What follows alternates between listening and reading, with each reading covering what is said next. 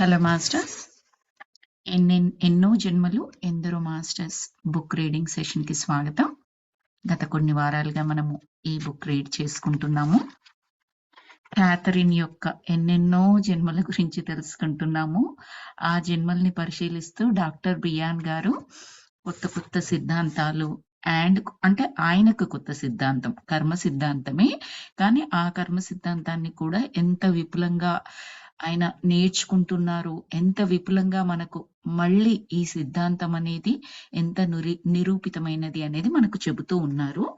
ఆయనలో భయాలు, ఆయన సందేహాలు, ఆయనలో ఉన్న క్వశ్చన్స్, ఆయనలో ఉన్న ఆతృత అవన్నీ కూడా చాలా క్లియర్ గా ఎక్స్ప్లెయిన్ చేస్తూ వస్తున్నారు మనకి.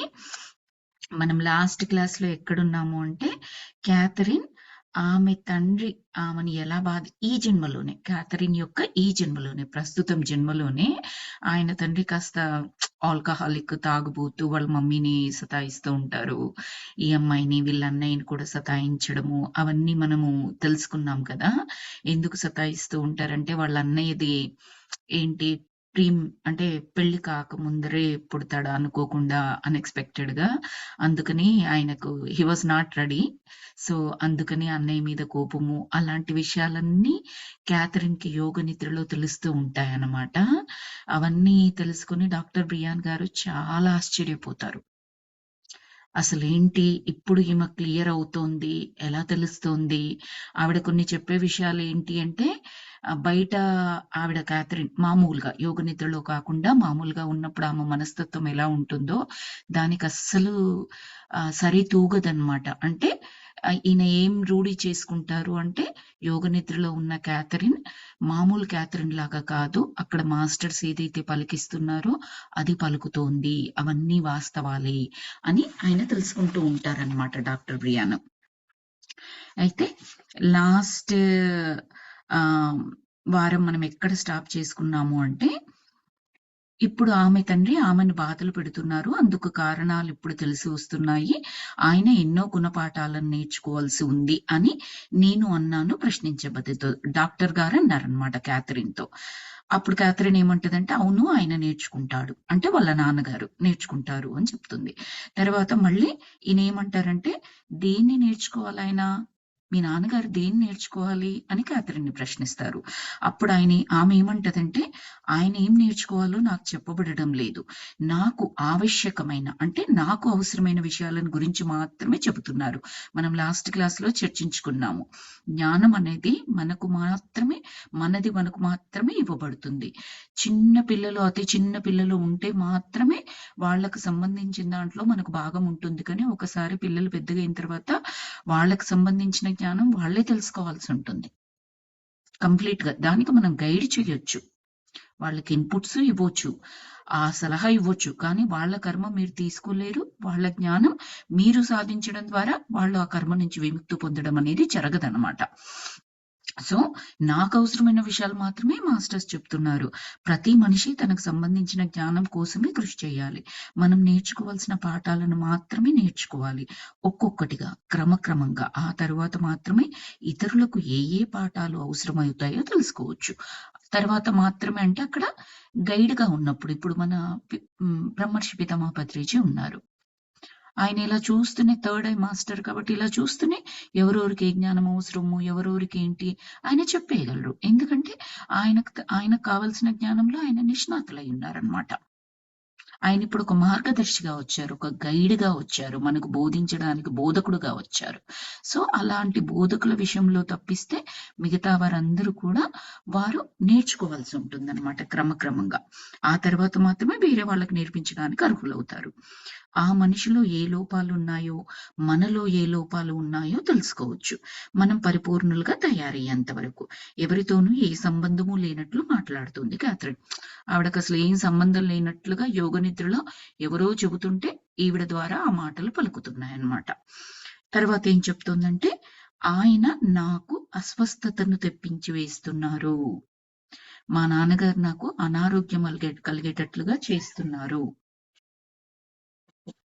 తర్వాత నాకు ఇష్టం లేని తిండిని తినమని చెబుతున్నాడు. అవి తింటే నా ఆరోగ్యం పాడవుతుందని ఆయనకు తెలుసు. బలవంతంగా వాటిని నాకు తినిపిస్తున్నాడు. నన్ను ఆయన పట్టించుకోవడమే లేదు. ఇలా నన్ను హింసిస్తూ ఉంటేనే ఆయనకు తృప్తి లభిస్తున్నట్లు ఉంది. మాకు జన్మనిచ్చినందుకు ఆయన తనను తానే నిందించుకుంటున్నాడు. నేనంటే ఆయనకి ఇష్టం లేదు. ఆత్మ ప్రేమ కూడా ఆయనకు లేదు. కన్నబిడ్డ మీదే ఆయన జరిపిన అత్యాచారాన్ని గురించి నేను మరచిపోయి ఉన్నాను. ఆ దుష్కృత్యానికి ఆయన పాల్పడడం నేను ఏదో చేసినందువల్లే జరిగి ఉంటుంది. ఆమెకు అప్పుడు 3 ఏళ్లే. ఆ తండ్రి ఉన్నాడప్పుడు తప్ప తాగేసి. అప్పట్నించి తాను పాడైపోయి ఉన్నానన్న న్యూనతను ఆమె మోస్తోంది. ఆమెను సహజ పద్ధతిలోనే ఓదార్చే ప్రయత్నం చేశాను. గుర్తుందా మాస్టర్స్? మనకు ఫస్ట్‌లో చెప్పారు. వాళ్ళ నాన్నంటే ఆవిడకు భయము, మగవాళ్ళంటే కూడా కొంచెము కోపము, ద్వేషము, భయము, నమ్మకం లేకుండా ఉండడము. ఎందుకు అనంటే 3 ఇయర్స్ అప్పుడు వాళ్ళ నాన్న డ్రింక్ చేస్తూ ఉంటారు కదా! ఆల్కహాలిక్ మత్తులో తన సొంత కూతురైనా కూడా అత్యాచారం చేస్తారనమాట. చిన్న పాప కదా! ఆ ముద్ర ఆ అమ్మాయి మీద నుంచి పోదనమాట. నేనేదో తప్పు చేశాను, నేను పాడైపోయాను అన్న భావం ఆమెలో ఉండిపోతది. అది మాత్రమే కాదు, మామూలుగా అతను ఈమెకిష్టం లేని తిండి తినిపించడము, అలా అంతే మూర్ఖత్వం అతనంతే. అవతల వారికి అంటే తన కన్న పిల్లలైనా సరే ఇబ్బందవుతుందా లేదా అని సంబంధం లేదు. అది అనారోగ్యం పాలు చేస్తుందని తెలిసినా కూడా అలాగే తినమని బలవంతం చేసేవాడు. సో ఆవిడకి ఇంకేమి ఆప్షన్ ఉండేది కాదు. చిన్న పాప కాబట్టి. అదంతా కూడా ఆమె బాధపడుతున్నట్టుగా ఆ వాయిస్ లో తెలుస్తుంటదనమాట. డాక్టరు ఓదార్చే ప్రయత్నం చేస్తుంటాడు. ఇప్పుడు క్యాథరిన్ 27, 28 సంవత్సరాల్లో ఉన్న క్యాథరిన్ ని ఓదార్చడానికి ప్రయత్నం చేస్తుంటాడు. బికాస్ మందు ఇవ్వాలి కదా! అదేంటో ప్రాబ్లం తెలుస్తున్నప్పుడు ఈయన అదే యోగ నిద్రలో ఉన్నప్పుడే ట్రీట్మెంట్ చేయాలన్నమాట. నీకేమీ కాదు, నువ్వు బయటకు వచ్చేసావు, నువ్వు ఇప్పుడు 27 సంవత్సరాలు, అది చిన్నప్పుడు జరిగింది, నీకే తప్పు లేదు, ఇలా చెప్తూ ఉండడం అన్నమాట బయటికి తీసుకురావడానికి. చెప్తూ ఉన్నారు. ఏమనంటే, నువ్వు పసిపాపవి. ఈ ఆత్మనిందా భావాన్ని నువ్వు విడిచిపెట్టేసుకోవాలి. నిన్ను నువ్వు తిట్టేసుకోవడం మానేసుకోవాలి అని చెప్తున్నారు. నువ్వేమీ తప్పు చేయలేదు. 3 ఏళ్ల పాప ఏ తప్పు చేయగలుగుతుంది? తప్పు చేసింది నువ్వు కాదు. మీ నాన్నే చేశాడు తప్పు. ఆమెకు చెప్పడానికి ప్రయత్నిస్తున్నాడనమాట. లోపల ముద్రలుగా ముద్రించుకుపోయున్నాయి. అవన్నీ తీసివేయాలి కదా ఇప్పుడు. జరిగిన తప్పును ఆయన ఏమీ చేయలేరు డాక్టర్ గారు కూడా. కానీ ఆ జరిగిన దాంట్లో నీ తప్పేమీ లేదు. మీ నాన్నగారు చేసింది కాబట్టి నీకు సంబంధం లేదు. దాన్ని వదిలేసేయ్ అని చెప్తున్నట్లుగా. అప్పుడు కూడా నేనంటే ఆయనకు ఇష్టం ఉండి ఉండదు. మళ్ళీ క్యాథరిన్ చెప్తుంది వాళ్ళ నాన్నగారి గురించి. ఆయనకు ఒక గతం ఉందని నాకు తెలుసు. కానీ ఆ గతం ఏమిటో నాకు తెలియదు కాబట్టి చెప్పలేను. తెలుసుకోవాలంటే ఆ గత సమయంలోకి నేను వెళ్ళాల్సి వస్తుంది. ఎన్నో గంటలు గడిచిపోయాయి. ఈ చికిత్సా ప్రక్రియ సమయంలో ఆమె గతంలోకి ప్రవేశించి ఏం గమనించి చెప్పాలో వివరంగా సూచించి చెప్పాను.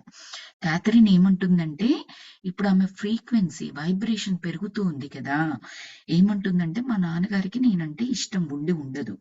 కాకపోతే ఆయనకి ఎందుకు నేనంటే ఇష్టం ఉండి ఉండదో, దానికి కూడా ఒక గతం ఉండే ఉంటుంది. ఇప్పుడంటుంది. వాళ్ళ నాన్న కూడా ఏదో కర్మ వల్లే, ఏదో దాని వల్లే, ఆయన ఏదో జ్ఞానం పొందాల్సిన దాని వల్లనో చేసి ఉంటాడు. అది ఎందుకు? ఆయనకు పూర్వజన్మలలో క్యాథరిన్ వల్ల ఏమైనా ఇబ్బంది ఏర్పడిందా? ఇలాంటి క్వెషన్స్ అన్ని మనకు కూడా వస్తూ ఉంటాయి. ఇప్పుడు ఆవిడకి కలిగింది. ఆయనకు ఒక గతం ఉండి ఉంటది. కానీ నాకేమో తెలియదు ఆ గతం. ఆయన ఏ గతం ద్వారా నా మీద అలా ప్రవర్తించారు, నా పట్ల అలా ప్రవర్తించారు, నన్ను ఇబ్బందులకు గురి చేశారు అన్నది నాకు తెలియదు. కానీ ఖచ్చితంగా మా నాన్నకి ఏదో గతం ఉండే ఉంటది అలా ప్రవర్తించడానికి అన్నట్లుగా చెబుతుందన్నమాట. చెప్పినప్పుడు డాక్టర్ గారు కొన్ని ఇన్‌స్ట్రక్షన్స్ చెప్పారు. గతంలోకి ఎక్కడికి వెళ్ళాలి? ఎలా? అవి ఏం గమనించి నాకేం వివరించి చెప్పాలి? అన్నట్టుగా డాక్టర్ గారు చెప్తున్నారు. ఈయనకు కావాలి ఇంకా డీటెయిల్స్. వాళ్ళ నాన్నది ఇంకేమీ తెలియలేదు మనకి. సో, ఇప్పుడు మళ్ళీ క్యాథరిన్ చెబుతోంది. నువ్వున్నావు ఇప్పుడు ఓ గాఢ స్థితిలో. నేనిప్పుడు అంకెలను తలకిందులుగా చెబుతాను 3 నుండి 1 దాకా. నేను 1 చెప్పేసరికి నువ్వుంటావు ఇంకా లోతైన స్థితిలో. మహాక్షేమంగా నీ మనస్సు ఉంటుంది. అప్పుడు ఏ కాలంలోకి అయినా మహాస్వేచ్ఛతో ప్రవేశించగలిగే సామర్థ్యంతో, ఓకే, ఇది డాక్టర్ గారు చెప్తున్నారు మాస్టర్స్, ఐఎమ్ సారీ, క్యాథరిన్ కాదు, డాక్టర్ చెప్తున్నారు. ఇంకా ఆమెని డీప్గా తీసుకెళ్తున్నారు.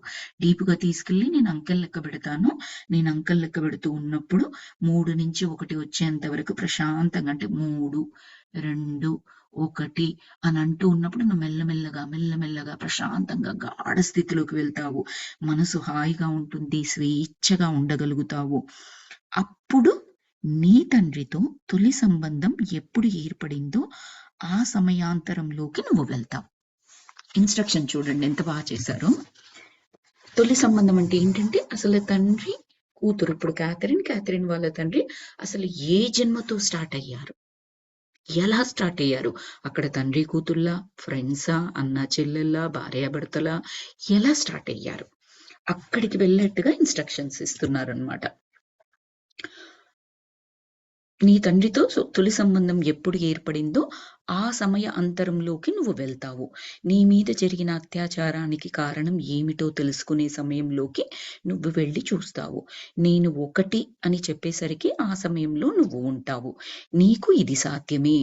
3, 2, 1 ఓ సుదీర్ఘమైన నిశ్శబ్దం ఏర్పడింది. హిప్నటిజం చేశారన్నమాట. ఆయన కనిపించడం లేదు, కానీ మనుషుల్ని చంపేస్తూ ఉండడం కనిపిస్తోంది. ఆమె గట్టిగా మాట్లాడుతోంది. క్యాథరిన్ కంప్లీట్ గా హిప్నటైజ్ అయిపోయింది. ఆయన డాక్టర్ గారు ఎలా చెప్పారో అక్కడికి ప్రవేశించింది, ఆ జన్మలోకి ప్రవేశించి ఆయన అంటే వాళ్ళ నాన్నగారు, ఆయన కనిపించడం లేదు, కానీ మనుషుల్ని చంపేస్తూ ఉండడం కనిపిస్తుంది. మనుషుల్ని చంపేస్తూ ఉన్నాడట. ఆమె గట్టిగా మాట్లాడుతుంది. చూస్తున్నది తను సాత్వికమైన విషయం చూస్తూ ఉంటేనేమో సాత్వికంగా వస్తుంది, ప్లెజెంట్ విషయాల్ని చూస్తుంటే ప్లెజెంట్ గా వస్తుంది. అక్కడ ఏమైనా భయానకమైన జరుగుతూ ఉంటే ఆమె గొంతువులా అలాగే భయానకంగా పలుకుతుందన్నమాట ఇక్కడ డాక్టర్ బ్రియాన్ గారికి చెప్పేటప్పుడు. ఎందుకంటే ఆ స్థితిని ఇప్పుడు అనుభవిస్తోంది ఆవిడ. అనుభవిస్తూ ఉన్నప్పుడే బయటికి తీసుకురావాలి డాక్టర్ గారు, అది ట్రీట్మెంట్.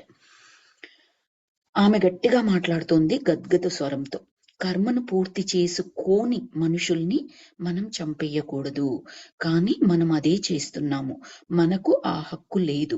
వాళ్లను చంపకుండా విడిచిపెట్టేస్తే వాళ్లకు తగిన శాస్తే జరుగుతుంది. వాళ్ళు చచ్చిపోయి మరో పరిధి తలంలోకి వెళ్ళినప్పుడు వాళ్ళక్కడ మహాబాధలే పడతారు తప్పకుండా. వాళ్ళుంటారక్కడ మహా దుఃఖంతో, వ్యాకులంతో, వాళ్లకు ఉండదు శాంతి. వాళ్ళు మళ్ళీ ఈ భూమి మీదకి తిరిగి రావాల్సి వస్తుంది. దుర్భరంగా వాళ్ళ అప్పటి జీవితాలు ఉంటాయి. తాము బాధించిన మనుషులకు వాళ్ళు మహాపరిహారాన్ని చెల్లించుకోవాల్సి వస్తుంది. వాళ్ళు ఇంకొకళ్ళ జీవితాలు జరగకుండా బలవంతంగా ఆపేశారు. వాళ్లకు ఆ హక్కు లేదు. దేవుడు మాత్రమే శిక్షిస్తాడు. మనం ఎవరిని శిక్షించకూడదు. వాళ్లకు తగిన శిక్షలే పడతాయి. బాగా వినండి మాస్టర్స్, ఏమని చెప్తోందంటే కర్మను పూర్తి చేసుకోని మనుషుల్ని మనం చంపేయకూడదు. ఇప్పుడు కొందరికి ఉంటుంది కదా వాళ్ళ మానసిక స్థితి, ఊరికే చంపేస్తూ ఉంటారు. మనం పేపర్లలో, న్యూస్లలో కూడా చాలా చూస్తూ ఉంటాము. అంటే ఎవరైతే చంపబడ్డారో వాళ్ళు అర్ధాయుష్తో వెళ్ళిపోయారు. వాళ్ళ పూర్తిగా ఆ జన్మ అవ్వలేదన్నమాట. వాళ్ళు ఏ కర్మలైతే తీసుకొని వచ్చారో, ఏ జ్ఞానమైతే పొందాలనుకుని ఆ శరీరంలోకి ఆత్మ ప్రవేశించిందో అవన్నీ తీసుకోకముందే అర్ధంతరంగా ఇతను చంపేశారు. అంటే ఎవరైతే చంపేస్తున్నారో ఆ హంతకుడు చంపేశారు. చంపేసినప్పుడు ఏమవుతుంది అంటే అలా చంపడానికి అసలు హక్కు లేదు. అంతే కదా, హత్య చేయకూడదు. మహాపాతకం హత్య అనేది. ఎందుకు పాతకము అంటే ఇదిగో ఇంత క్లియర్ గా వివరిస్తున్నారు. ఇంకొకరిని చంపడము ఎందుకు అంత పెద్ద పాపము అనేది వెరీ క్లియర్ గా చెప్తున్నారు. కర్మను పూర్తి చేసుకోని మనుషుల్ని మనం చంపేయకూడదు, కానీ మనం అదే చేస్తున్నాం. మనము అంటే అక్కడ హంతకుడు ఎవరైతే చంపుతున్నారో వాళ్ళు, మనకు ఆ హక్కు లేదు. వాళ్లను చంపకుండా విడిచిపెట్టేస్తే వాళ్లకు, ఎవరైతే ఒకవేళ పాపాత్ములే ఉన్నారు అనుకుందాం, అవతల వారిని చంపేవాళ్ళు వాళ్ళు అసలు మంచి వాళ్ళు కాదు, మనం చంపేస్తున్నాము అని అనుకుందాం. స్టిల్ మనకు చంపడానికి హక్కు లేదు. ఎందుకంటే వాళ్ళు పాపాత్ములైతే వాళ్ళు ఖచ్చితంగా అనుభవిస్తారు. పైలోకాల్లోకి వెళ్ళినా అనుభవిస్తారు, మరో జన్మ తీసుకుని అనుభవిస్తారు, వేరే తలాలలోకి వెళ్ళినప్పుడైనా అనుభవిస్తారు. అలా కాకుండా నువ్వు చంపినట్లయితే ఏమవుతుందంటే నువ్వు మళ్ళీ వేరే జన్మ తీసుకున్నప్పుడు దానికి సంబంధించి మహాపరిహారాన్నే చెల్లించుకోవాల్సి వస్తుంది అని చెప్తున్నారు. ఇంకొకళ్ళ జీవితాలు పూర్తిగా జరగకుండా బలవంతంగా ఆపేశావు. కాబట్టి నీకు ఏ శిక్ష అయితే పడాలో మన సిద్ధాంతం ప్రకారం కర్మ సిద్ధాంతం. నువ్వేదైతే జ్ఞానము అనుకోండి, కర్మ సిద్ధాంత ప్రకారం చేస్తే కర్మ అనుకోండి. పూర్వజన్మలో పాప కర్మ చేసావు కాబట్టి దానికి తగ్గట్టు శిక్ష లేదా శిక్షణ తీసుకుంటావు. లేదా నువ్వు పూర్వజన్మలో ఏదైతే చేసావో, ఎందుకు చేసావో, దాని నుంచి ఎలా బయటపడాలి, దానికి సంబంధించిన జ్ఞానం తీసుకుంటూ ఉంటావు. లైఫ్ ప్లాన్స్ ప్రకారంగా ఎక్స్ప్లెయిన్ చేయాలంటే జ్ఞానము అని చెబుతాము. కర్మ సిద్ధాంతం ప్రకారం ఎక్స్ప్లెయిన్ చేయాలి అంటే పాపపు కర్మ, పుణ్యపు కర్మ అని చెప్తాము. మనం ఏది చెప్పినా జరుగుతుండేది అది. జస్ట్ టర్మినాలజీ డిఫరెంట్ అన్నమాట. ఓ నిమిషం పాటు నిశ్శబ్దంగా ఉండిపోయింది ఆమె. వాళ్ళు వెళ్ళిపోయారు. మాస్టర్ల ఆత్మలు ఈ రోజు మరో సందేశాన్ని అందించాయి. మహా అమోఘంగా, మహాస్పష్టంగా ఏ పరిస్థితుల్లోనూ ఎవరిని మనం చంపకూడదు. దేవుడు మాత్రమే దండిస్తాడు. సరే, ఇక్కడ మనకు ఒక క్వశ్చన్ వస్తుంది. ఏం క్వశ్చన్ వస్తుంది అంటే, ఇప్పుడు యుద్ధం ఉంది. యుద్ధంలో ఇప్పుడు లెట్స్ సే ఇండియా పాకిస్తాన్ ఆ రెండు యుద్ధం జరుగుతున్నది అనుకుందాం. ఇండియాలోని బార్డర్స్ లో ఉన్న సైనికులు మన దేశం మీదికి అవతల దేశం వాళ్ళు, పాకిస్తాన్ వాళ్ళు దండెత్తి వచ్చినప్పుడు యుద్ధం చేయాలి, తప్పనిసరి కూడా. వాళ్ళు యుద్ధం చేస్తారు. ఆ యుద్ధంలో భాగంగా తనను తాను కాపాడుకోవడానికైనా లేదా తన దేశాన్ని కాపాడుకోవడానికైనా అవతల ఎవరైతే యుద్ధం చేస్తున్నారో ఆ సైనికులను చంపాల్సి వస్తుంది. మరి మనం చంపుతున్నాం కదా అక్కడ. మనకెక్కడిది హక్కు? అక్కడైనా చంపడమే. మనం దేశం కొరకు చేసినా, మన కొరకు చేసినా అక్కడైనా చంపడమే. మరి అక్కడ పాపం తగలదా ఆ సైనికులకి? కానీ వాళ్ళనేమో మనము కంప్లీట్ గా దేవుళ్ళతో పోలుస్తాం. ఆ చనిపోయిన సైనికుడు వీర త్యాగము, వీర మరణము ఇలా చెబుతూ ఉంటాము. మరి ఇదేంటి? శ్రీకృష్ణుడు భగవద్గీతలో కూడా చెప్పాడు. కురుక్షేత్రంలో ఆయన చెప్పడం ద్వారానే అర్జునుడు చంపుకుంటూ వెళ్ళిపోయాడు. మరి అర్జునుడికి పాపం బోధించినట్టు కదా శ్రీకృష్ణుడు ఈ దీని ప్రకారం చూసుకుంటే. కానీ అక్కడ ఏం చెబుతాడు? నువ్వు చేస్తున్నదేమీ లేదు, నువ్వు కేవలం ఒక పరికరం మాత్రమే. చేయిస్తున్నది ఎవ్రీథింగ్ నేనే అని చెప్తాడు కృష్ణుడు భగవద్గీతలో. ఈ యుద్ధంలో నువ్వు ఒక పరికరం అంతే, మొత్తం నాదే. నువ్వు చేస్తున్నావు అని ఎక్కడా భ్రమపడకు, ఆ కర్మను అంటించుకోకు. నీ స్వలాభం కొరకు లేదా నాకు పెద్ద ఏమంటారు ఆయుధ సంపద ఉన్నది, నేను వీర పురుషుణ్ణి, నాకు చాలా విద్యలు వచ్చు, అందుకే నేను చంపేస్తున్నాను, నాకు రాజ్యకాంక్ష ఉంది, ఇలా ఇలా అనుకొని నా నా నా అనుకొని చేశాడు అనుకో అర్జునుడు, అప్పుడు ఆయనకే అంటుతుంది అది. అలా కాదు. శ్రీకృష్ణుడు ఎలా చేయించారు అంటే, నీకేమీ సంబంధం లేదు, నేను అంతా నాకు, ఆ కర్మ ఫలితం అంటకుండా చేయమని చెప్తారు. సో యుద్ధంలో సైనికులు పోరాడినా కూడా వాళ్ళు చేసేది ఏంటంటే ఆ దేశమాత కొరకు. ఆ దేశము అంటే ఏంటి?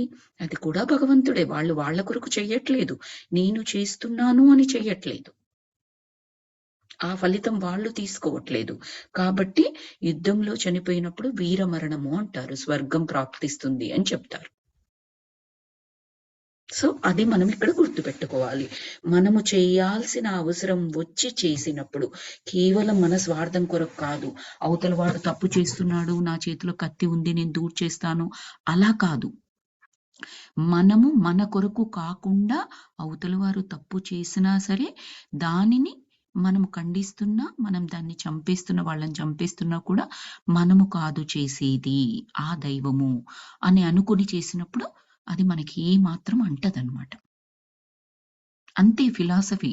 మనము ఈ జన్మ తీసుకుని వచ్చినప్పుడు, ఈ జన్మ కంప్లీట్ అయ్యే లోపల మంచి చెయ్యు, చెడు చెయ్యు నాకు సంబంధం లేదు. సర్వం శ్రీకృష్ణార్పణమస్తు. ఫ్రైడే రోజు మనకు సౌజన్య గారు భగవద్గీత శ్లోకాలు చెప్పేటప్పుడు మీరు గమనించారో లేదో, లాస్ట్‌లో ఏమంటారు? సర్వం శ్రీకృష్ణార్పణమస్తు. తను చెప్పిన క్లాస్ కృష్ణుడికి అర్పితం. ఆయనని చెప్పించాడు, ఆయన్ని చెప్పాడు అన్నట్టుగా చెప్తారనమాట. స్వప్న గారు. శ్రీప్రియ గారు, అంటే చెప్పండి. ఇంతకు ముందు మీరు చెప్పిన దానికి మీనింగ్ ఏంటంటే యుద్ధం అనే కాదు, కురుక్షేత్రం అనే కాదు, ఏదైనా సరే న్యాయబద్ధమైన శిక్ష, అపోజిట్ పర్సన్ కి న్యాయబద్ధమైన శిక్ష పడితే ఆ పాపం అంటుకోదని, అంతే కదా? న్యాయబద్ధమైన శిక్ష కాదు, నేను చేస్తున్నాను అని అనుకోకూడదు. ఇప్పుడు అర్జునుడు అంతమందిని చంపారు, కానీ అర్జునుడు చంపినట్టుగా చంపలేదు. శ్రీకృష్ణుడు చెప్పారు, నువ్వు చెయ్యట్లేవు. ఫస్ట్ లోనే చెప్తారు కదా, నా ఎదురుగా ఉన్నది తాతలు, తండ్రులు, బాబాయిలు, పిన్నులు అనుకుంటే ఏదో చెప్తూ ఉంటారు కదా, అందరూ నా ఆప్తులు, ఇందులో ఎవరిని చంపాలి, నాకు ఈ రాజ్యం అవసరమా, రాజ్యభోగం అవసరమా, నాకేమీ అవసరం లేదని చెప్తారు ఆయన. అంటే అసలు నువ్వు చేస్తున్నావని నువ్వెందుకు అనుకుంటున్నావు? నువ్వు చెయ్యట్లేదు, ఇక్కడ నీకు సంబంధం లేదు. వెరీ క్లియర్ గా ఉంటుంది. దీని మీద నేను ఒక 3-4 ఎపిసోడ్స్ ఆ భగవద్గీత శ్లోకాలది అదొక చిన్న పెన్ డ్రైవ్ లో ఉండిందనమాట. అది విన్నాను. బ్యూటిఫుల్ గా చెప్తారనమాట. ఆ శ్లోకం ఎన్నోసార్లు గుర్తు పెట్టుకోవాలి అనుకుంటాను. నా ఆ సత్సంగ్ ఎవరు చెప్పారో చాలా బ్యూటిఫుల్ గా చెప్తారు. నీకు ఏ మాత్రం దాని ఫలితం అంటదు. నేను అంటారు కృష్ణుడు. నువ్వు కేవలం ఒక పరికరం మాత్రమే, పనిముట్టు మాత్రమే. ఇప్పుడు నేను కత్తి తీసుకుని ఒకరిని చంపుతాను. నేను చంపినట్ట, కత్తి చంపినట్ట? కత్తికి ఏమైనా పాపం తగులుతుందా? కదండి. ఇప్పుడు నేను కత్తి తీసుకుని ఒకరిని చంపినప్పుడు నేను చంపలేదు. కరెక్ట్ గా నేను క్రెడిట్ ఇవ్వాలంటే కత్తికి ఇవ్వాలి. కత్తి కదా చంపింది. కానీ కత్తికి ఇస్తున్నానా నేను చంపాను అని చెప్తున్నాను. సిమిలర్లీ శ్రీకృష్ణుడు, అర్జునుడు ఒక కత్తి మాత్రమే, ఒక విల్లంబు మాత్రమే, ఒక ఆయుధం మాత్రమే అక్కడ. ఎప్పుడైతే మనం చేసే ప్రతి పని, ఏ పనైనా కానివ్వండి, నేను పనిముట్టు మాత్రమే. సర్వం కృష్ణార్పణం. మనకి ఇష్టమున్న దైవం ఏ పేరు చెప్పినా తప్పలేదు, ఆ దైవం చేయిస్తున్నాడు నాతో అని అనుకున్నప్పుడు ఏమవుతుందంటే ఆ కర్మ ఫలితం మనకంటదు. అది మనస్ఫూర్తిగా పెదాలతో అనడం ఫస్ట్ స్టార్ట్ చేసుకునైనా అది మనస్ఫూర్తిగా జీర్ణం చేసుకోవాలన్నమాట. ఇప్పుడు నేను ఒకటి మంచి చేశాను, నాకు గొప్ప అవార్డు వచ్చింది, నేను చేశాను నేను అనుకున్నాను అనుకోండి, మళ్ళీ కాదు, అలా కాదు. నాకు అవార్డు వచ్చినా ఆయనకే, రివార్డు వచ్చినా ఆయనకే, నేను ఏదైనా తప్పు చేసినా ఆయనకే. మొత్తం ఆయనే చేస్తున్నాడు. నాకు తెలియకుండా నా కాలి కింద ఒక చీమ నలిగింది, నా తప్పు లేదు, నాకు తెలియదు, ఆయనే చేయిస్తున్నాడు. నా వల్ల ఒక ప్రాణం నిలబడింది, ఒకరికి నేను ప్రాణం పోయగలిగాను, అది కూడా ఆయనది. ప్రాణం పోసినప్పుడు మాత్రం నేను అవార్డు తీసుకుంటా, చీమ చనిపోయినప్పుడు మాత్రం నీది తప్పు అని ఆ దేవుడికి నేను చెప్పలేను కదా. మొత్తం ఏ కర్మ చేసినా అంతే. అలా అన్నమాట. అర్థమైందండి? క్లారిటీ ఇచ్చానా? అంటే ఇక్కడ కాదండి, నా డౌట్ ఏంటంటే ఎగ్జాంపుల్ చెప్తాను. ఫర్ ఎగ్జాంపుల్ ఇప్పుడు కోర్ట్స్ అవన్నీ తీసుకోండి, ఇంకా కొన్ని ఇన్సిడెంట్స్ జరిగింటాయి. అంటే ఇట్లా ఒక గర్ల్ ని చాలా దారుణంగా రేప్ చేసి చంపింటే ఇప్పుడు అట్లా శిక్ష పడుతుంది కదండి. అవును అవును. నేను అనేది అంటే సమాజం కోసము అపోజిట్ పర్సన్ కి, సమాజ లాభం కోసము అపోజిట్ పర్సన్ కి శిక్ష వేయాల్సిన పరిస్థితి వస్తే అది తప్పు కాదు. స్వలాభం కోసం వేయాల్సి వస్తే మళ్ళీ తప్పు, అదే కదా? అంటే ఇక్కడ మీరు చెప్పే పాయింట్ ఏంటంటే, నా లాభం కొరకు చేయడం, సమాజ లాభం కొరకు లేదా దేశ లాభం కొరకు చేయడం, ఆ టాపిక్ మీరు చెప్తున్నారు. ఎస్, స్వలాభం కోసం కాకుండా సమాజ హితం కొరకు చేసేది మంచి కర్మని. కానీ ఆ సమాజ హితం కొరకు చేసేది కూడా నేను చేస్తున్నాను అని చేయకూడదు. నేను కాదు, దేవుడు చేస్తున్నాడు అని. ఇప్పుడు ఉరి తీసే వాళ్ళు ఉంటారు కదండి, ఇప్పుడు శిక్ష వేసినప్పుడు అది కూడా ఏదో సినిమాలో చూసాను, నాకు గుర్తుకు లేదు. అతనికి ఏ మాత్రం సంబంధం ఉండదు, ఎంతో మందిని ఉరి తీస్తాడు, అతని వృత్తి అది. అతనికి సంబంధం లేదు. సేమ్ కత్తి, ఆ ఉరి తీసే అతన్ని మనం కత్తిలాగా అనుకోవాలి. ఆ తాడుకు ఉరి యా తీసే తాడుకి ఎలాగైతే పాపం అంటదో ఆ ఉరి తీసే అతనికి, ఎందుకంటే అతనికి అందులో ఏ స్వార్థము లేదు, అతన్ని చంపడంలో ఏ స్వార్థము లేదు. యా అలా అన్నమాట. అతను అర్థమైందా? కర్తవ్యం చేస్తున్నాడు అంతే. ఆ యా అర్థమైంది. అలా అన్నమాట. సో అలా సమాజ హితం కొరకు చేసినా కూడా నేను చేస్తున్నాను కాదు, నా చేత చేయించబడింది. ఎవరు నా పడింది. చేత? యూనివర్స్, ఆ దైవం, ఎవరైతే వాళ్ళు. యా అలా అన్నమాట. ఓకేనా? ఓకే. ఓకే అండి. Thank you. అదే నా క్వశ్చన్ ఒకటి ఏంటంటే ఇప్పుడు ఓ రాధనా? మరి అవును అత్తయ్య నేనే. ఓకే ఓకే, చెప్పు. ఇప్పుడు మేడం అడిగారు కదా సేమ్ అదే క్వశ్చన్ లో. ఉమ్. ఫస్ట్ మరి చేసే ఇప్పుడు ఆ ఆ చెడు చెడు పనులు చేసే అతను కూడా అలా అనుకొని చేస్తాడు అనుకోండి, వాళ్ళకు కర్మలు అంటావా మరి? అంటుతాయి. నువ్వు కర్మ ఆ, చెప్పు ఉమ్. చెప్పు అంటే చెప్పు. ఇప్పుడు వాళ్ళు చేసే చెడ్డ పని అని తెలిసినప్పుడు ఇప్పుడు మీరు ఇప్పుడు చెప్పిన ప్రకారంగానే ఇది నేను చేయడం లేదు, అంతా దేవుడే చేయిస్తున్నాడు కాబట్టి చేస్తున్నానని చేస్తే అప్పుడు దాన్ని ఎలా తీసుకోవాలి మనం మరి? వాళ్ళ ఓ, వాళ్ళ ఏమంటారు దుష్కర్మల పరంగా ఆలోచిస్తే ఎలా ఉంటాయి వాళ్ళకు కర్మలు ఏ విధంగా వస్తాయి మరి? నీకెప్పుడైతే ఆ అవేర్నెస్ ఉంటదో, నువ్వు చెడు చేస్తూ కూడా నా చేత దేవుడే చేపిస్తున్నాడు అన్న జ్ఞానం మనకి ఎప్పుడైతే ఉంటుందో, ఆ చెడులో కూడా మంచి జరుగుతుంది తప్పిస్తే అవతల వారికి చెడు జరగదు, నీకు కర్మ అంటదు. ఓకే, అంత అదే. జ్ఞానం ఉన్నట్లయితే, ఆ అవేర్నెస్ ఉన్న మనిషి ఖచ్చితంగా ఇంకొకరికి ఇబ్బంది కలుగుతుంది అని తెలిసిన వెంటనే ఆ పని చెయ్యడు. ఇంకా అవేర్నెస్ ఉన్న మనిషి ఎవరు చేస్తారు అంటే, ఈ ఈ ఏమంటారు వాళ్ళని, మూర్ఖులు అని కాదు, అతి తెలివి ఉపయోగించేసి, జ్ఞానం ఉంది కదా అని అతి తెలివి ఉపయోగించేసి, నేను మంచి చేసినా కాదు అన్నప్పుడు, నేను ఒకరికి ఇలా చెడు చేయాలనుకుంటున్నాను, మరి అది దైవమే చేయిస్తుంది అన్న ఈ ఆర్టిఫిషియల్ భావన అంటారు, అది కృత్రిమ భావన అతనికి ఉన్నది. కాదు, న్యాచురల్ గా ప్రతి ఒక్కటి. ఇప్పుడు అతను నేను చెడు చేసేటప్పుడే అతను దేవుడికి అట్రిబ్యూట్ చేస్తాడు, మంచి చేసేటప్పుడు అతనే తీసుకుంటాడు. అదే నా నీకు క్వశ్చన్ అర్థమవుతుంది? ఆ అవేర్నెస్ ఉన్న మనిషి, ఆ జ్ఞానం ఉన్న మనిషి అలా బిహేవ్ చేయడు. బిహేవ్ చేశాడు అలా జ్ఞానం ఉన్నప్పటికీ అంటే వాడు మూర్ఖత్వంతో చేస్తున్నాడు, అతి జ్ఞానంతో చేస్తున్నాడు. ఆ అతి జ్ఞానం అనేది అజ్ఞానం లాగానే. యాక్చువల్లీ ఏంటంటే నేను ఈరోజు ఏమంటారు నలంద విశ్వవిద్యాలయం గురించి దాని గురించి విన్నాను. తనకి మంచి చేసిన వాళ్ళకు కూడా ఇంకా తను మూర్ఖంగా చేసి ఆ విశ్వవిద్యాలయాన్నే కాల్చివేశాడు అన్నట్టు ఆ రాజు. అందుకనే నాకు ఆ డౌట్ వచ్చింది ఈరోజు ఇప్పుడు. ఎవరికైనా సేమేనమ్మా, ఫండమెంటల్. వాళ్ళు కర్మ వాళ్ళకు అంటకుండా ఉండాలి అంటే సంపూర్ణంగా అని చెప్పాను కదా, నోటితో పెదాలతో కాదు, సంపూర్ణంగా దాన్ని వాళ్ళు దైవానికి అర్పించారనుకో, వాళ్ళకి ఏ సంబంధము ఉండదు. కానీ సంపూర్ణంగా నేను జస్ట్ చెప్పడం కాదు, నేను తప్పు చేస్తున్నానంటే ఇది కూడా దేవుడు నాతో చేయిస్తున్నట్టే కదా, నాకేం సంబంధము అని చెప్పిన మనిషి, వాడికి ఏమైనా మంచి జరిగితే ఇది కూడా దేవుడిదే కదా అని దేవుడికి ఇచ్చేయగలిగేటట్లే ఉండాలి. లేకపోతే అలా కాదు వర్కౌట్ అయ్యేది. అదే అర్థమైతుంది కదా? నిస్వార్థంగా అన్కండిషనల్ గా ఉంటే అది మనకి ఏదైనా. ఎదుటివారు ఎలా మాట్లాడుతున్నారు, ఏ ఉద్దేశంతో మాట్లాడుతున్నారు మనకే అర్థమవుతుంది. వాడు నిండు మనసుతో చెప్పట్లేదు, నిండి మనసుతో ఇవ్వట్లేదు అని మనమే అనుకుంటామే. ఆ యూనివర్స్ కి అర్థం కాదా నువ్వు ఏ ఉద్దేశంతో యూనివర్స్ కంటగడుతున్నావు? అర్థమవుతుంది కదా, థాట్ ప్రాసెస్ అంతా అర్థమవుతుంది కదా, ఈజీగా అర్థమవుతుంది. అదే నేను thought is important, very important. ఆ థాట్ మనము అదే చెప్తున్నాను కదా, నిస్వార్థంగా అన్కండిషనల్ గా ఉన్నప్పుడు అది మనకి ఏది అంటదు అంతే. అందుకే అంటారు, మనకు తెలియకుండా తప్పు చేసినప్పుడు మనకు అది తప్పు అంటదు, ఆ పాపం అంటదు. ఎందుకంటే నీకు తెలియదు, నీకు తెలియనప్పుడు ఎవరు చేయించారు నీతోని? దైవం చేయించింది. అప్పుడు నీకేం తప్పు అంటదు. అర్థమవుతుందా? తెలియకుండా చేసినప్పుడు ఏ తప్పు అంటదన్నమాట.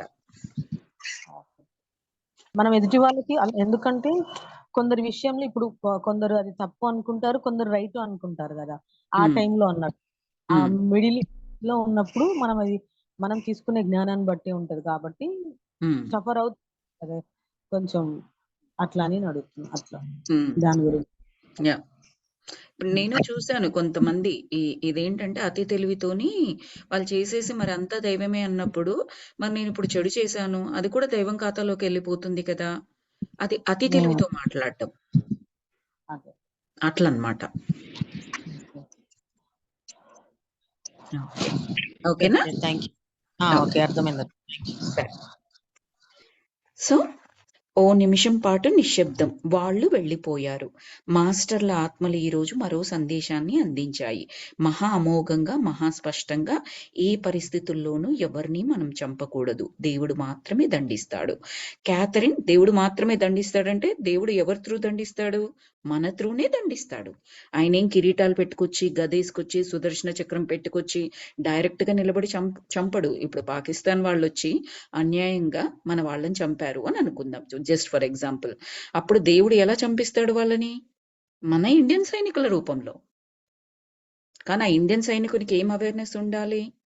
నేను కాదు, నా కొరకు కాదు, ఆ దైవం, ఏ పేరైనా పెట్టుకోవచ్చు. ఆ దైవం అనొచ్చు, యూనివర్స్ అనొచ్చు, దేశమాత అనొచ్చు, ఏదైనా పేరు పెట్టుకోనివ్వు.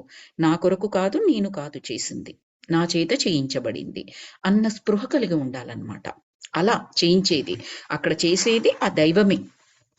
ఇప్పుడు కృష్ణుడు అర్జునుడితోనే ఎలాగైతే ఆయనకు సంకల్పం చేసుకుంటే చాలు, కురుక్షేత్రం క్షణంలో మాయమైపోతుంది. అంటే కురుక్షేత్రం 18 రోజులు ఎన్నో రోజులు జరిగిందని చెప్తారు కదా, 18 రోజులు అవసరం ఆ కృష్ణుడికి వాళ్ళని చంపడానికి. ఒక్క సెకండ్ కళ్ళు మూసుకొని వీళ్ళందరూ పోవాలి అని సంకల్పం పెట్టుకున్నారు అంటే ఆ ధ్యానంతో, ఆ శక్తితో ఆయన ఒక్క సెకండ్ లో చేసేయగలరు. ఎందుకు చేయలేదు? ఎవరితో చేయించాలో వాళ్లతో చేయించారు. కొంతమందిని అర్జునుడు చంపాడు, కొంతమందిని భీముడు చంపాడు, కొంతమందిని వాళ్ళ పిల్లలు చంపారు. అర్జునుడు భీముడు పిల్లలు, అర్జునుడి పిల్లలు కౌరవుల చేతిలో చనిపోయారు. ఎవరెవరికి ఏమేమి నేర్పించాలో, ఎవరెవరి చేత ఏ కర్మలు చేయించాలో అవి చేయిస్తూ ఉంటారు. మనకు తెలియాల్సిందల్లా ఏంటంటే నేను కాదు చేసేది, అదొక్కటి బాగా గుర్తుపెట్టుకోవాలి. వాటర్ లోటస్ రిలేషన్షిప్ అంటారనమాట. ఒక వాటర్ లో తామర పువ్వు అనేది ఉన్నప్పటికి కూడా అందులోనే ఉంటుంది, కానీ ఆ వాటర్ అంటదు, ఆ బురద దానికి అంటదు. అలాగే మనిషి జీవితం ఉండాలి. అప్పుడు ఏమవుతుందంటే ఆ ఆత్మ ఆ శరీరాన్ని తీసుకుని ఈ భూమి మీదకి వచ్చినప్పుడు జ్ఞానం మాత్రమే తీసుకుని పైకి వెళ్తుంది. ఇంకేం ఎక్స్ట్రా కర్మ అంటించుకోదు, ఏది అంటించుకోదు. ఏదైతే జ్ఞానం నేర్చుకోవాలో ఆ బ్యాగును మాత్రమే సర్దేసుకుని వెళ్ళిపోతుంది, ఆ జ్ఞానపు సంచిని మాత్రమే తీసుకుని వెళ్ళిపోతుంది. ఇది మామూలుగా మనం చెబుతూ ఉంటాం నోటితో, కానీ ప్రాక్టికల్ గా ఇంప్లిమెంట్ చేయడం ఎవరికి సాధ్యం అంటే ఈ రమణ మహర్షి ఇలాంటి వాళ్లకు, అలాంటి పెద్ద పెద్ద వాళ్లకు, రామకృష్ణ పరమహంస, వివేకానందులు, వీళ్లకు మాత్రమే అలాంటి సాధ్యం అన్నమాట. ఎందుకంటే వాళ్ళు ఆల్రెడీ ఈ జన్మలన్నీ ఫినిష్ చేసి ఉంటారు ఈ పాటికి. తర్వాత క్యాథరిన్ అలసిపోయింది. చికిత్సా ప్రక్రియను ఇంకో రోజుకు తీసుకువెళ్లాలని నేను నిర్ణయించుకున్నాను. ఆమె తండ్రి ప్రవర్తనకు కారణాన్ని తర్వాత తెలుసుకోవచ్చు. ఇంకా తెలియలేదు వాళ్ళ తండ్రి ఎందుకు అలా బిహేవ్ చేశారన్నది. క్యాథరిన్ ని యోగనిద్ర సమ్మోహన స్థితి నుండి మెలకువలోకి తెప్పించి వేశాను. క్రిస్టియన్ గా క్యాథరిన్ గా తను జన్మించింది అన్న జ్ఞాపకాలు తప్ప ఇంకేమీ ఆమె స్మృతులు లేదు. ఆమె అలసిపోయి ఉన్నది, కానీ మహాశాంతితో, మహావిశ్రాంతితో, ఏ భారమో ఆమె మీది నుండి పూర్తిగా తొలగిపోయినట్లుగా. నా భార్య క్యారల్, నేను కూడా ఎంతో అలసిపోయి ఉన్నాము. క్యారల్ అంటే ఎవరంటే డాక్టర్ బ్రియాన్ గారి భార్య. ఆమెను కూడా తీసుకొచ్చారు, మధ్యలో ఒక చాప్టర్ లో చెప్పారు. క్యారల్ ని కూడా హెల్ప్ కు తీసుకొచ్చుకున్నారనమాట. నా భార్య క్యారల్, నేను కూడా ఎంతో అలసిపోయి ఉన్నాము. వణుకుతూ చెమట పట్టేసి ఉంది మాకు. ఆమె చెప్పిన మాటల్ని మహా జాగ్రత్తగా వింటూ ఉండడం వల్ల ఒక మహా అద్భుత అనుభవాన్ని మేము పొందాము. ఆమెకెందుకు బరువు తీరిపోయిందంటే ఇప్పటి వరకు వాళ్ళ నాన్న చేసిన దాన్ని ఆమె అసహించుకోవడము, కోపం తెచ్చుకోవడము, జుగుప్సాగుండడము, ఎందుకు ఈ మనిషి ఇలా ప్రవర్తించాడు, కన్న పిల్లలంటే ప్రేమ లేదా, ఇలా ఎందుకు చేశాడు, ఇలాంటి భావనతోనే ఉండిందనమాట. ఈ రోజు మాత్రమే ఆమె ఏం చెప్పింది ఆ యోగ నిద్రలో ఉన్నప్పుడు, తనకు కూడా ఏదో గతం ఉండే ఉంటది, ఇంకా నాకు తెలియదు. చాలా రిలీఫ్ నిచ్చింది ఆమెకు ఆ వాక్యం. అంటే ఏదో కారణంతో చేశాడు, ఊరికే కాదు. అది చాలా చాలా చాలా పెద్ద రిలీఫ్ అన్నమాట ఆవిడకి, క్యాథరిన్కి. కానీ అప్పటికే అలసిపోయి ఉంది కాబట్టి, అలసిపోయినా సరే ప్రశాంతంగా ఉందంట, మహావిశ్రాంతితో ఉందట. అలసిపోయి ప్రశాంతంగా విశ్రాంతితో ఉంది అని చెప్పేసి చెప్తున్నారు. ఎందుకంటే ఆ గుండెల్లో నుంచి వాళ్ళ నాన్నగారి మీద ఏదైతే ద్వేషం, కోపం, అసహ్యం, జుగుప్స ఉన్నాయో అవన్నీ పోయాయి ఆమెకి. కారణం, నిజమైన కారణం తెలియకపోయినా కూడా ఆయన మీద అదంతా పోయింది. ఏంటి అంటే కారణం ఏదో ఉండి ఉంటుంది, ఆ కారణంగా జరగలేదు అన్నదన్నమాట. మనకు కూడా చాలా సార్లు చూడండి, బాధ తెలియకుండా మెలిపెట్టింది అనుకోండి, అది తట్టుకోలేకుండా ఉంటాము. అసలు ఎక్కడి నుంచి వస్తుంది, ఏంటి బాధ అని తెలిసినప్పుడు మనకు ఆల్రెడీ సగం సొల్యూషన్ వచ్చేసినట్టుగా అనిపిస్తూ ఉంటది. ఇది సాఫ్ట్‌వేర్ ఇండస్ట్రీలో ఉండే వాళ్ళకి బాగా అర్థమవుతది. వాళ్ళు కంప్యూటర్‌లో ఏంటి అంటే ఏదైనా ఇష్యూ వచ్చినప్పుడు వాళ్ళు డెవలప్‌మెంట్ చేస్తూ ఉంటారు. వాళ్ళు కోడింగ్ అదంతా చేసిన తర్వాత ఎక్కడైనా ఇష్యూ ఉందనుకోండి, అది సరిగ్గా పనిచేయదు. ఇది పనిచేయట్లేదు అని చెప్పినప్పుడు ఎక్కడ ప్రాబ్లమ్ ఉంది వాళ్ళు కనిపెట్టారనుకో 50% రిలాక్స్ అయిపోతారు. దాన్ని ఇంకా సరి చేయలే. ఎక్కడ ఉంది ప్రాబ్లము, దాన్ని కనిపెట్టడానికి చాలా టైం తీసుకుంటారు. అదొక్కసారి తెలిసింది అంటే వాళ్ళు ఇమ్మీడియేట్‌గా చెప్పేస్తారనమాట. ఇదిగో ఈ ప్రాబ్లమ్ ఎక్కడుందో తెలిసింది, దీన్ని కరెక్ట్ చేసి నీకిస్తాను. అలాగే ఇప్పుడు క్యాథరిన్‌కుంది. ఓకే. ఆయన మీద నేను అసహించుకోవాల్సిన పని లేదు. ఒక కారణం ఉండి ఉంటుంది. ఆ కారణం నేను తెలుసుకుంటే చాలు అన్నట్లుగా అన్నమాట. ఓకే మాస్టర్స్, మనం 5th చాప్టర్ కూడా కంప్లీట్ చేసుకున్నాము. నెక్స్ట్ 6th చాప్టర్, ఇది మనము తర్వాత సెషన్‌లో చెప్పుకుందాము. ఇక్కడికి స్టాప్ చేద్దాము. ఎవరికైనా ఏమైనా క్వెషన్స్ ఉంటే, ఇంకేమైనా డిస్కషన్ ఏదైనా ఉన్నా కూడా చెప్పండి. We can discuss. ఒక్క నిమిషం అండి. ఇది ఎన్ని ఐ చాప్టర్స్ స్టాప్. అండి ఇది? ఇది వచ్చేసి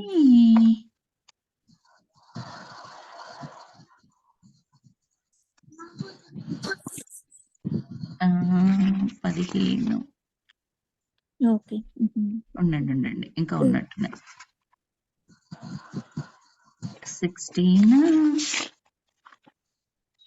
16 చాప్టర్స్ అండి.